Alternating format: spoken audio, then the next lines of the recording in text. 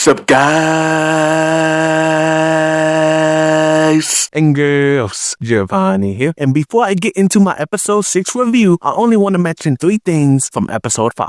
Number 1, I give the cafeteria rap a 7 out of 10. Number 2, V demonstrates another power, which is regeneration. Number 3, I like this joke that was made. Vampires could be anywhere, even here. Seriously? You honestly think there's a vampire at Wilson Hall trying to become a teenage pop star? That sounds more like a TV show than real life. My grade for the episode is a 6.5 out of 10. I very much like the actor and character of Mariah, who is Elijah's sister and who his mom called at the end of episode 4 to watch over him. With that, let's begin episode 6, baby! Alright then, on with the show. So, I'm gonna break it down into 2 parts, like I used to do with my Ravens home reviews. So, let's start with the Demi and Elijah plot. Demi has to find his own room. But let me stop you right there. You're probably saying, but Giovanni, why does he need to find his own room? He's a ghost. Well, with the makeup on him, he's more human. So he needs to blend in more. And based off of episode 5, he got into the school. But his application got kicked back because he lied about everything. And yet somehow he got into the school. Because I'm pretty sure when he resubmitted the application, he still lied. Easy fix. To the rest of the world, he's alive and lives in Transylvania. But in secret, he's dead. But getting back on topic, the reason Demi has to leave is because V and Sophie are tired of him. He needs to do his own thing. Sophie, by the way, we got her last name. It's Choi. She's tired of him possessing their stuff and releasing ghostly vapors, which is farting. Demi gets mad and leaves. He then ends up at Elijah's place. He spooks Elijah into the Karate Kid, Daniel LaRusso crane kick pose. After calming down, they talk and Demi proposes to Elijah to let him be his roommate. Elijah agrees to it, but Elijah finds out real quick it's not what it's cracked up to be, because for one, Demi ends up not letting Elijah get some sleep because of his booze snoring. I will question this. Why does a ghost need to sleep? That's a good question, right? Though it looks like that phrase applies here. You can sleep when you're dead. Second would be Demi filling up Elijah's room with a bunch of old stuff. Demi would tell Elijah that he had to remove it from storage as it's been 600 years, and keeping it in there and paying $1 a month for that long does add up. I could address that, but I'm just gonna leave that one alone. But I will address the 600 thing. He mentioned it twice. Once when he was relaxing, second when he had all that stuff in his room. Subtracting 600 from the release of the show, 2025, that is 1425. So that is the range on when Demi lived and died, the 15th century. This would be funny. What if he and his parents were a part of the Christopher Columbus crew on when they found America? Still though, it wouldn't be the case going off the 600 line. He would have been born and have died between 1400 and 1430. Getting back to the scene though, Elijah and Demi decide to equally stop being roommates. Demi is going to live in the attic now. With that being over, let's transition to the second and main plot of the episode. So V, Sophie, and Elijah are having breakfast talking. V's improving on her Korean language, which gets Elijah to try to speak to V in her vampire language. And he ends up saying something bad about her grandmother. And when he realizes he messed up, he apologizes. 2 things. A, if V's grandmother is alive, you know that's going to be an episode. B, vampires have their own language. And I looked this up on the Wizards of Waverly Place Vampire Wikia because I wanted to see if they could keep the lore consistent. This is entirely new. Juliet wasn't doing this. The Vampirina Wikia says she was speaking Transylvania, so I guess it's exclusive to them. While they continue to talk, this group walks into the cafeteria. Brittany heads over to the gang, all excited because she loves this group. Brittany tells the gang they are the Spotlights, the most exclusive club at Wilson. Getting in would mean sisterhood for life. They are so popular, they could ruin a person's life. Elijah brings up he wanted to join, but he realized it was just girls only. And then that's when he really wanted to join. Can't blame the guy. Brittany even brings up Millie Eyelash was also a Spotlight, which now V and Sophie want to join because of that. The leader of the group is played by the return of Jenna Davis, who has made her return to Disney Channel. I have been waiting for her to come back to Disney for a long time. Getting rid of Jenna on Raven's home was like, why? But I'm not going to get into that as I have many times before. Jenna walks over to the gang and gives Brittany a card. Then she recognizes V and Sophie, who were the first 2-year watch winners, and give them cards as well before her and the rest of the Spotlights leave the cafeteria. Now, these cards are just invitations to a meet and greet to which they will compete in a 3-round audition process. After the intro, Sophie is looking for gold clothes since that's what her and V have to wear to the meeting. Since they don't have any, V says she's gonna go to the store and get some. She tries turning into a bat, but it doesn't work. Her powers are not working. I thought we fixed this in episode 4. We then head over to the auditorium with the spotlights greeting all the recruits and rejects. You then learn what Jenna Davis's character's name is. Megan, president of the Spotlight,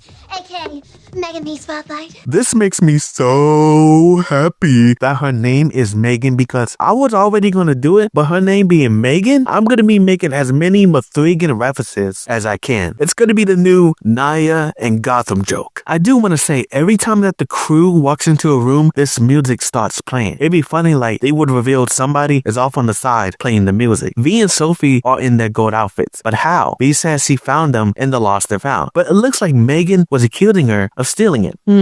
Interesting. But Megan lets it go. So all they have to do is just give a fun fact about themselves. When it gets to V's turn, she's so nervous to talk that she ends up transforming into a bat. The spotlights then get out of their chairs to confront V, with Megan revealing she thought V was a magician. I was so relieved, just like V. I was so pissed off when it immediately happened. I was like, I don't want to rant after what I did in the series premiere or what I thought about doing for episode 3. Brittany doesn't like this. She doesn't want a triple threat. Megan is looking to see more of V's tricks. And before moving on to the next scene, the spotlights continue with the auditions. When they get back to their dorm rooms, V expresses her feelings to Sophie that she doesn't want to do magic. She wants to sing because everyone back home knows a magician is a wannabe wizard. It's offensive. Of course, I immediately thought a Wizards Beyond Waverly Place when she said that. Sophie talks about her concerns about snakes, which Megan gave her, but she lost it. Later at the official auditions, V is going to hypnotize Sophie. Before they start though, Megan wants to know where's Todd. When V goes to hypnotize Sophie, it doesn't go well, as she actually hypnotizes her with her powers. Sophie goes roasting everyone in the auditorium because that's what V told her to do, but she took it out of context. She roasts Casey, Donna, and Megan. Honestly, this was a missed chance for Sophie to roast Brittany because it's known they don't like each other. Which, by the way, Brittany did like that Sophie was roasting everyone. Lastly, she reveals to Megan Todd is missing. V is able to then unhypnotize Sophie. Megan decides to let V pass, but not Sophie because you can never, ever insult a spotlight. The next day, Megan tells V to not hang out with Sophie because she can only hang out with the spotlights, which makes her have some thoughts. Brittany tells her not to complain. You could just tell Brittany would do anything to be in the group, even though she doesn't want to be a ventriloquist. It probably means so much to her to be in the group is because nobody in her family has been in this group before. She'll be the first. The end of the episode is the final round. Sophie, Elijah, and Demi are in the crowd while V is on stage getting ready to do her performance, which is make a talented friend appear. Megan gets on stage thinking she is talking about her, but she is not. She's talking about Sophie. Sophie then gets on stage and V tells her that But if it means changing who we are, it's not worth it. Besides, I already have a sister. You. sisters? Like, get the I don't want to cuss. I don't want to get the captain involved, but for real though, they doing this again?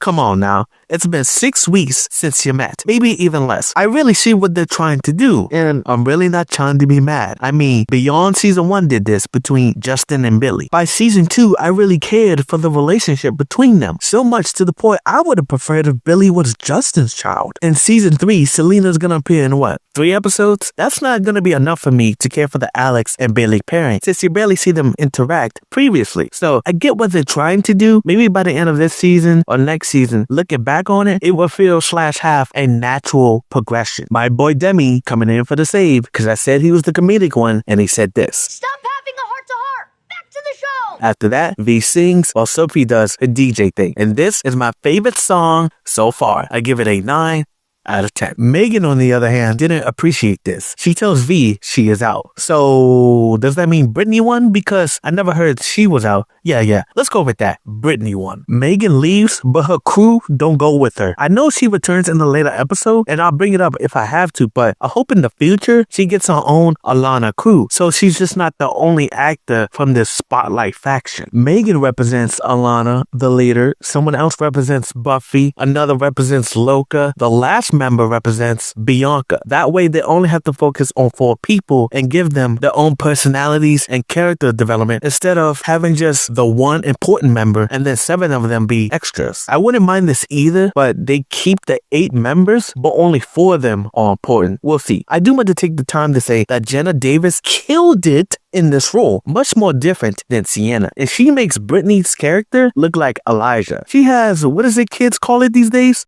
Aura? Yeah, she feels like the main character when she appears on screen. Did y'all know she was a voice actor for the cartoon Vampirina show? I found that out when I was doing research. That's nice. Real nice.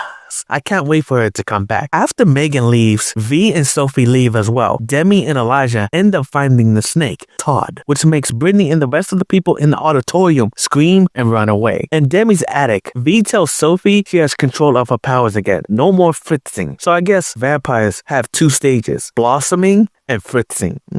I guess that's right. I don't know. Demi tells them to pipe down, and so Sophie and V decide to relax with him and Elijah. Then basically, you get a post-credit scene which takes place at the Vampire Council headquarters. The leader is gonna send someone there to not only protect Vampirina, but protect all vampires in the area of Wilson Hall High School. Why is that? It's because there's been a lot of vampire hunting killing in the vicinity of the school. They must protect their own. The leader leads with the camera focusing on a box. So V is not gonna have to protect Elijah like how he protected her. But that's all